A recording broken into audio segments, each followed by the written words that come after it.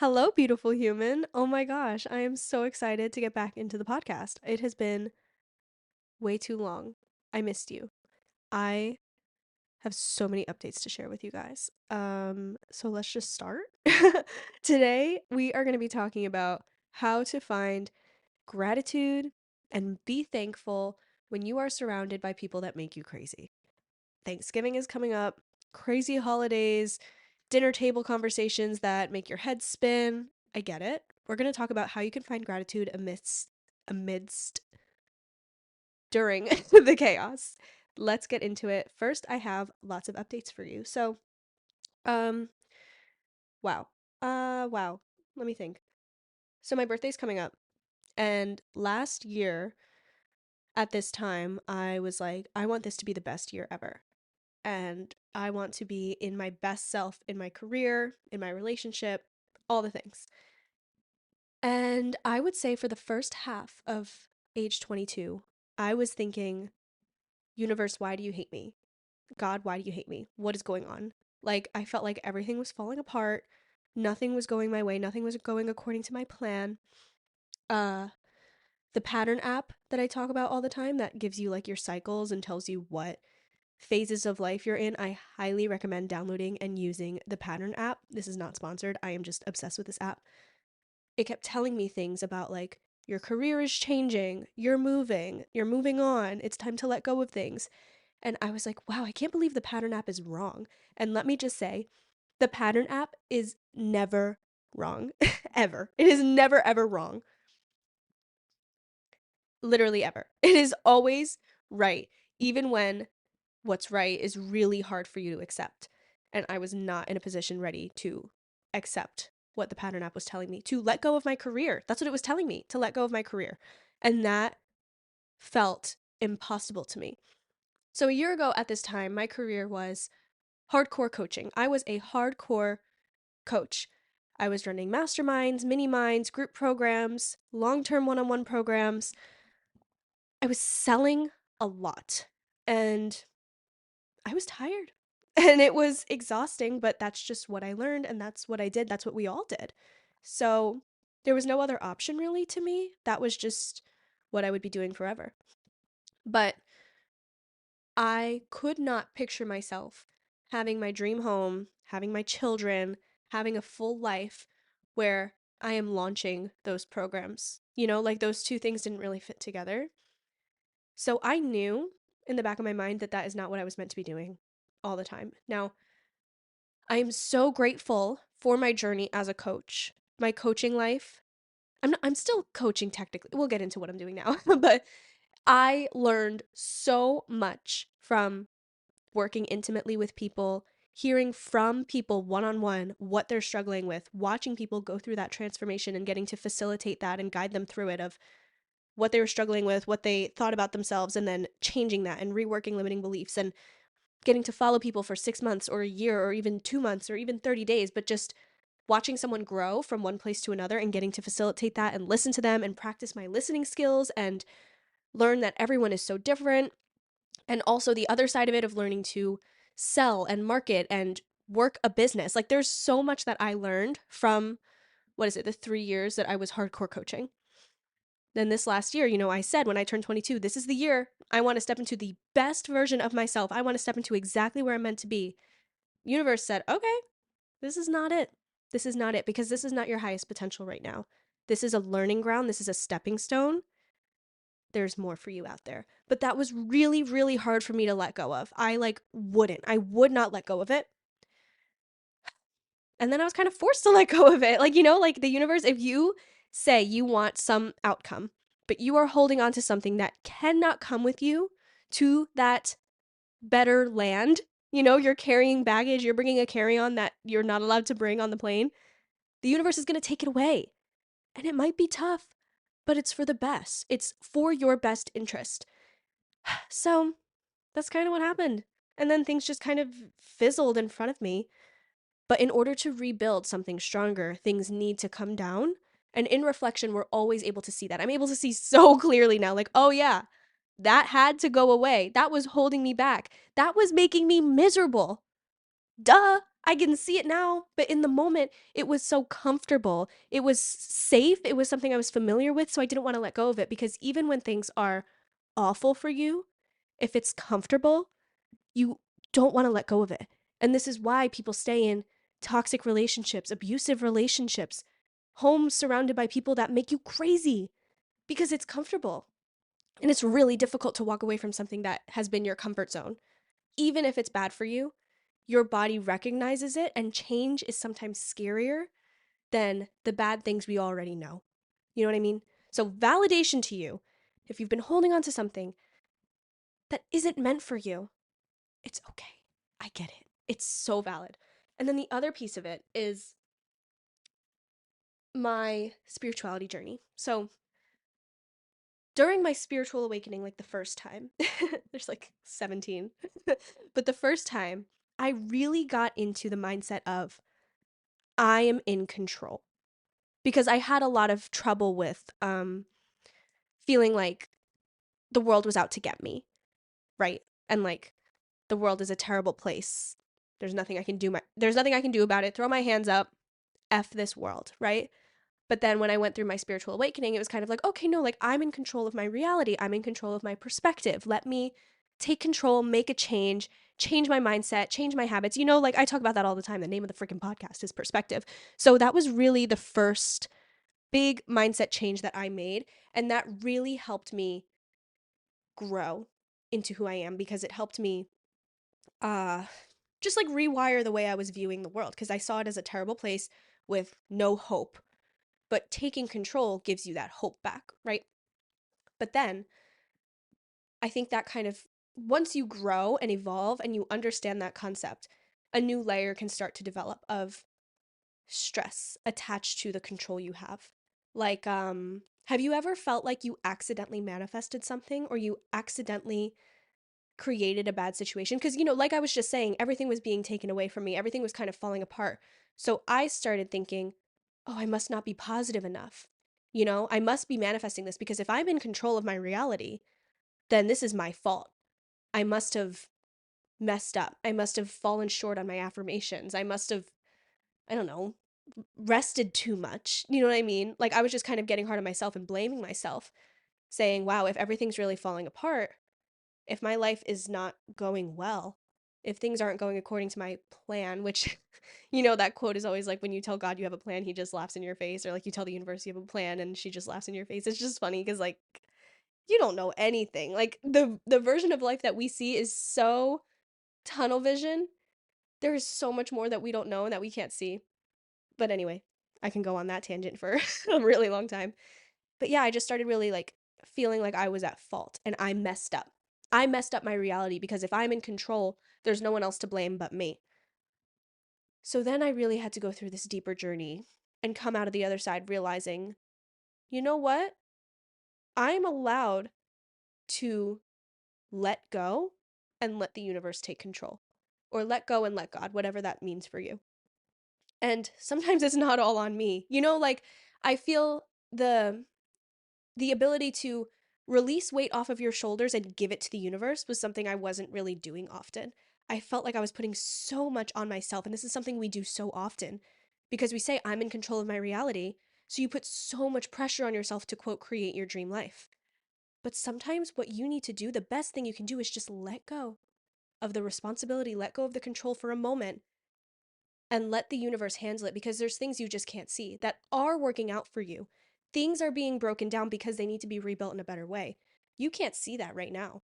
You can't see why you've had to go through this breakup. You can't see why you had to be fired. You can't see why you had to move. You can't see why you went on injury, you know? But there's a reason behind it all. And we can't see that reason. But whatever it is, it's happening for you. That's the biggest affirmation here. Everything happens for me. Nothing happens to me. Everything happens for me. And when I feel lost, when I feel out of control, when I feel stressed, I am allowed to let go and let the universe take the wheel. Jesus, take the wheel. You know, like I am allowed to let go and breathe. Whatever that looks like for you, whether it's God, whether it's the universe, whether it's just your higher self, whoever that is for you, whatever that looks like for you, you are allowed to let go. So these are the things that I've learned over the past year, and I'm about to turn 23. And, last year I was really hardcore. I was in a very hardcore place, just even as like a business owner, like that masculine energy was very, very strong.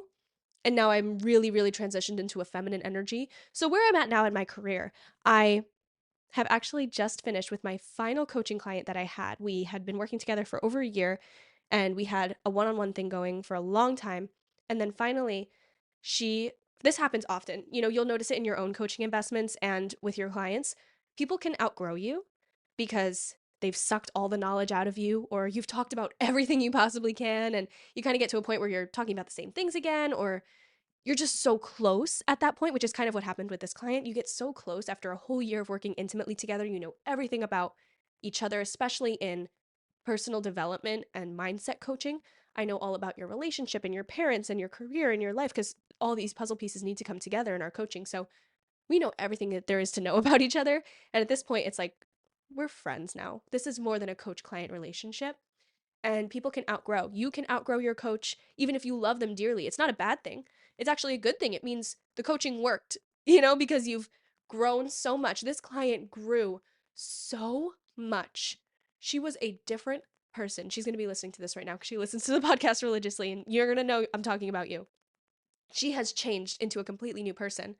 And that was that. So that was my final coaching client that I had. I had, a full roster of like 9 one-on-one clients and 6 or 4 or 3 mastermind clients and 7 or 8 or 10 mini mind clients and so many clients and so much coaching, so much masculine energy. And I loved it and I fully committed myself to it. But not but. And with that journey, a chapter ended and a new chapter started where now I am meant to share all of that knowledge with a larger space. And here we are. Podcast has been taken way more seriously. Like this is the space where I'm meant to be. I'm meant to be talking to the masses, I guess you could say, not just my intimate clients.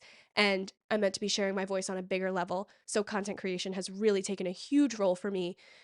I've always shared my lifestyle with you guys. I've always shared like my behind the scenes and behind the curtain with you guys. So that's why I'm sharing all this information with you. Because I don't like for this to feel like there's a barrier and like I'm just preaching to you, but you don't know me. Like I want you to know me. So that's why I'm sharing all these details with you.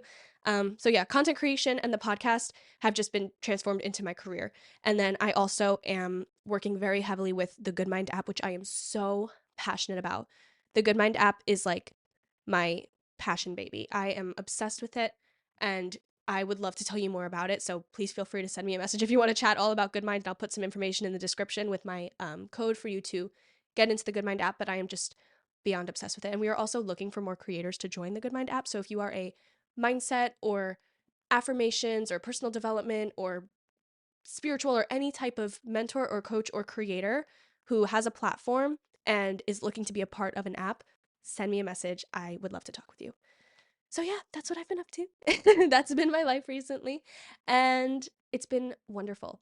And now, as this year is coming to a close and I went through the craziest of transformations to get here, I'm like, year of 2023?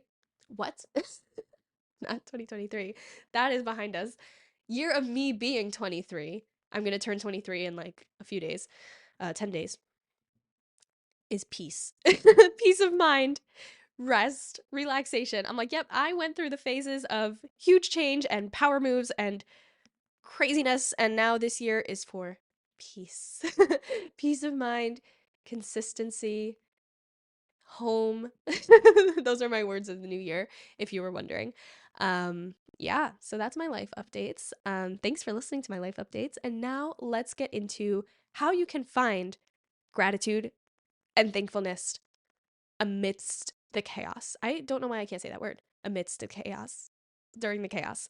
Because, I'm talking about this crazy journey that I went through, and I was still able to find so much gratitude during it, even when it was so difficult because I'm like, what is going on? What are we talking about? What is happening? There's still that level of gratitude for the big things like food, a roof over your head, and the very, very little things like between small acts of kindness between you and a stranger. Um, a hug, a good TV show, a good binge. There's so much to be grateful for, even when things are going absolutely crazy. So that's what we're going to talk about today. Politics talks at the dinner table can make you crazy. The way the world is going can make you feel crazy. And I know a lot of us at Thanksgiving are going to be sitting at a table having to talk about things that make you want to rip your hair out. And also, there's just fear of where is this world going right now? What are we doing? Are my rights safe? Am I safe? And it's hard to find gratitude when that is all that's on your mind. I had a friend talking with me about that. She's like, I'm struggling. She was asking me for advice, and she's like, I'm struggling to find peace of mind in my gratitude practice when all I can think about is my rights can be taken away from me. And all I can think about is the world is not safe. How am I supposed to say, oh, yeah, I'm so grateful for this little matcha latte I had when everything else is falling apart and the big picture doesn't feel safe, you know? So we're going to talk about that today. The first step to authentic gratitude is going to be to accept how you feel right now. You know, we can't get to a place of authentically feeling so grateful for our lives and feeling so abundant if right now you feel like shit. Or as we say, the pits. Me and my girlfriend always say, we're in the pits. It's just like a lighthearted way to say like I'm in a bad mood right now. So, you need to be authentic in how you feel right now. So, I am a big fan of the diary. Like, get a diary, lean in your diary, tell your diary how you feel. I have two journals. I have my diary and then my manifesting journal. My diary is full of like my true story, how I'm feeling, my frustration, my aggravation, my like story of the day. Like, you know, dear diary, today I did this and that. I feel crazy. I feel overwhelmed. That's where all my true emotions live. Then I go over to my manifesting journal. That's where I do my gratitude practice, my rituals, my affirmations, my full moon and new moon, like reflections and gratitude, like all of that spiritual practices goes on in that journal. So there's no overlay. Also, in my diary, I'll say people's names. In my manifesting journal, no one else's name gets mentioned but my own. So there's just like that balance so that before you get into that higher level thinking, you are really tapping into your authentic feelings and validating them because pushing them down is not going to do anything good for you. You need to let yourself feel the feelings. All your feelings are valid. Spiritual practice is not about suppressing your truth and just saying, oh, everything's fine, everything's positive. We need to have a healthy balance because we also have to remember, I say this all the time, we can't have happiness if we don't also have sadness. Those things need to coexist. If all we had was happiness and gratitude and butterflies, we wouldn't even understand what we're experiencing because we don't have the polarity to understand the concept. You know, we need opposites in order to understand anything, otherwise, everything becomes neutral, right? You know what I mean? So let yourself feel the feelings. That's your first step. Then we need to ground yourself. So I've been doing a lot of grounding and meditation practice and taking a lot of workshops on this as I'm going through my 200-hour yoga teacher training. By the way, on my YouTube channel, I've started to post yoga videos. I posted my first one recently. I'm going to try to do that very consistently. It's part of my homework to record myself teaching and send it in. And the easiest way to send something in is as a link. So I was like, why not just put it on YouTube for all you guys? And if you enjoy it, that's awesome. If you don't, that's okay. But I definitely am taking yoga a lot more seriously during this part of change in my life. And I've learned so much about meditation and mindfulness. So, easiest way to ground yourself, one of my favorite ways to ground yourself, the palms. It is such a simple way.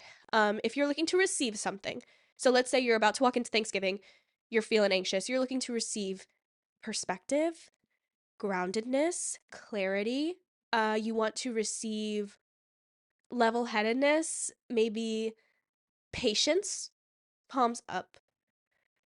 If you're looking to ground yourself, so you feel like you have too much going on, you're just feeling anxious, you feel like you can't think, you can't focus, you can't even think about what you want to receive, you're feeling overwhelmed by all the voices, palms down. Palms down towards the earth, grounding. Palms up towards the sky, receiving.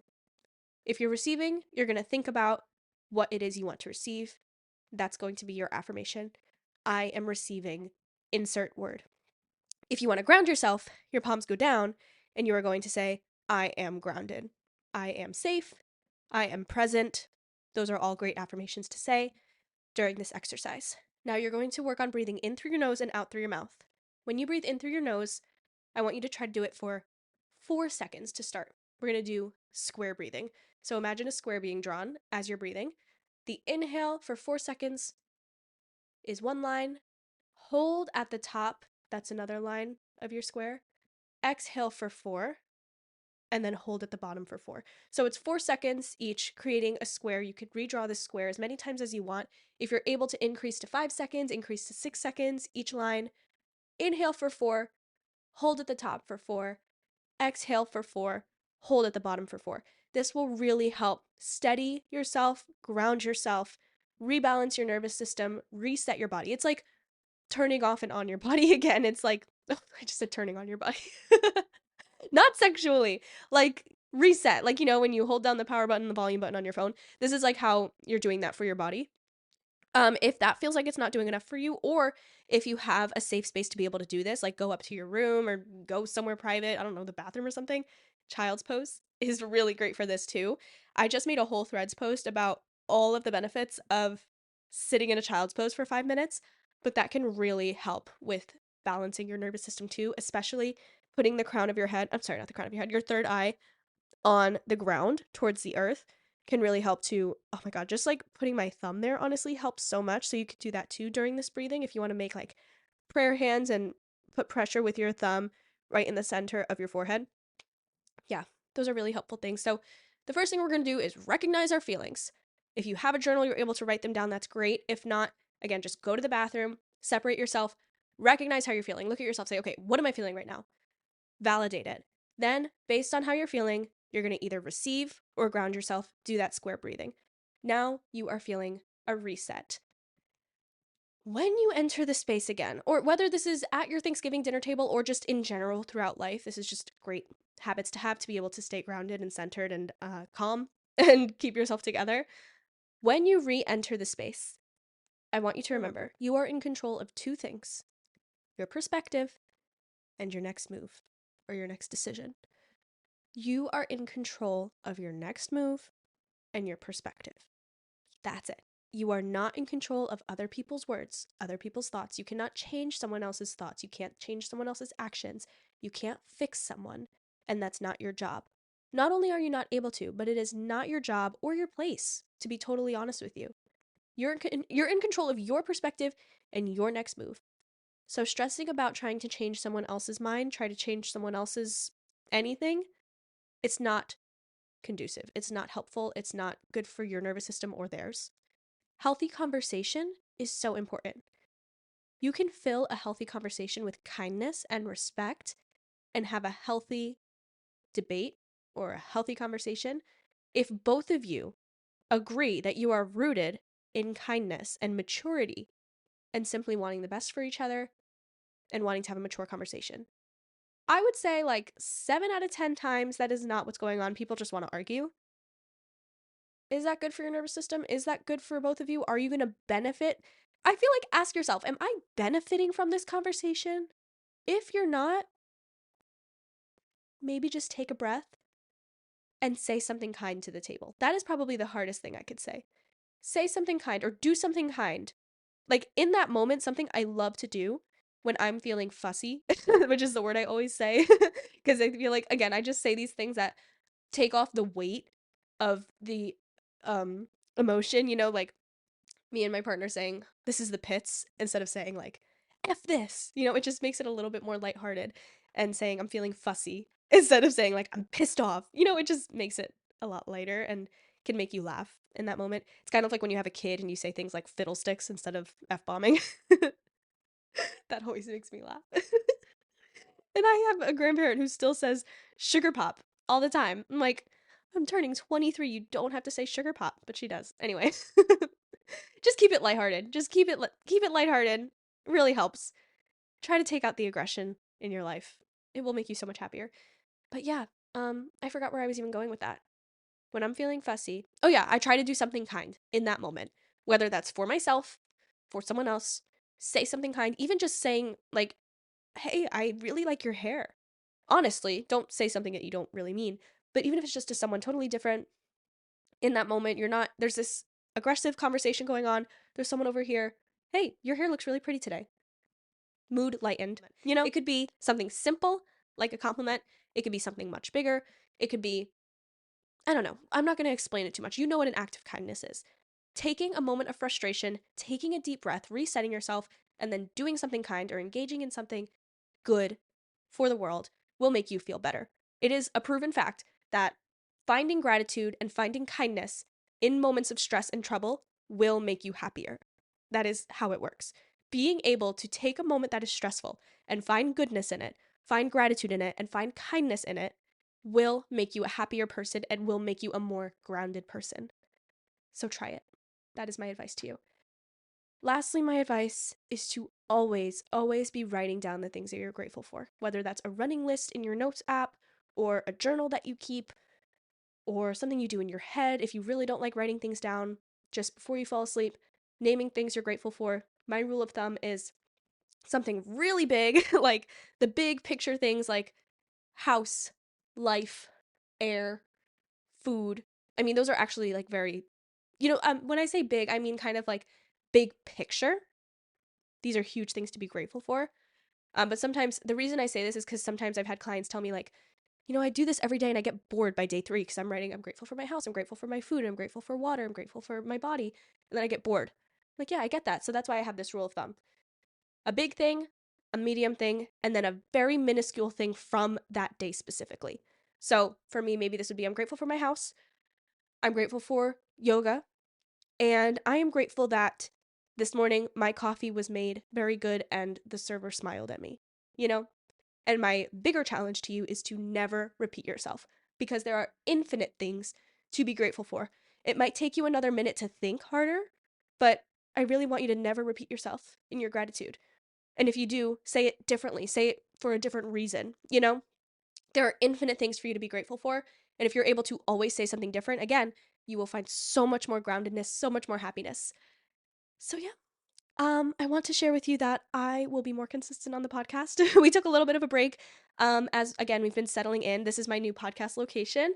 And it's just been so busy with the Goodmind app and content creation and change and honestly just settling in. I got another golden doodle. I haven't updated you guys here on that, but we adopted him on a whim. It was like a random day, zero intentions of getting another dog, zero conversations about it. That's always how it goes, right?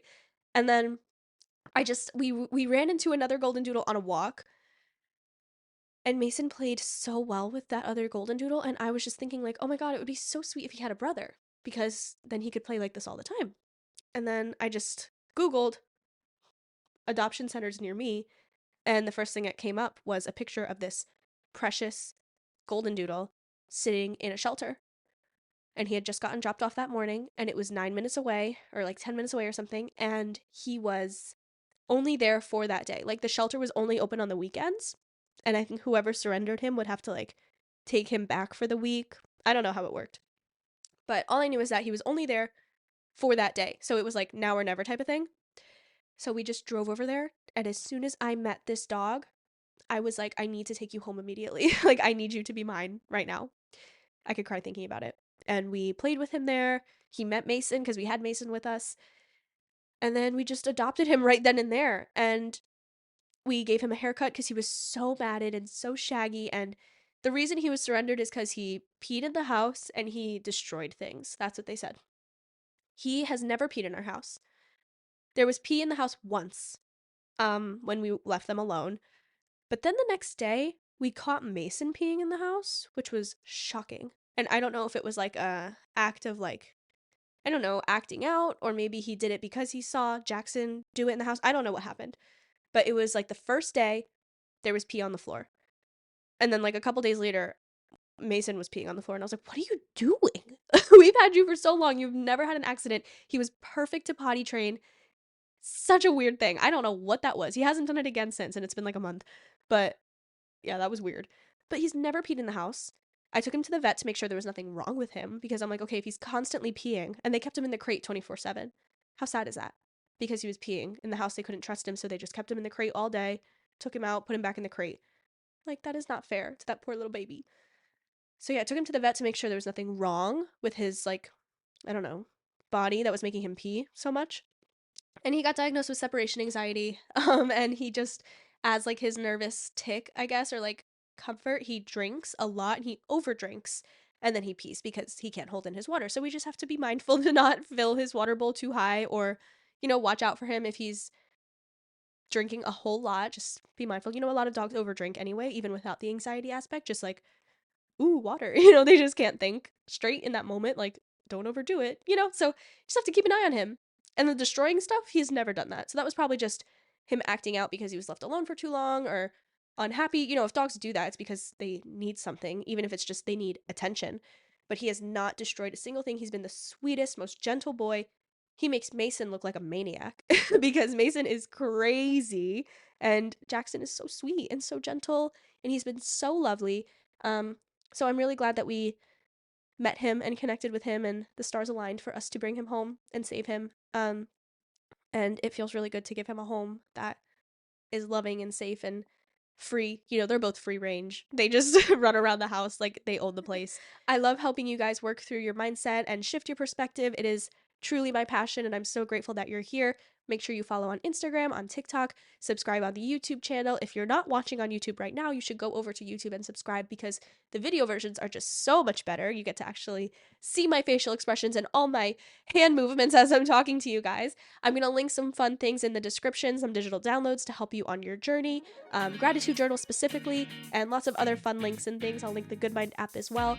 Thank you so much for being here. I love you all, and I hope you have an amazing day. I'll talk to you next time.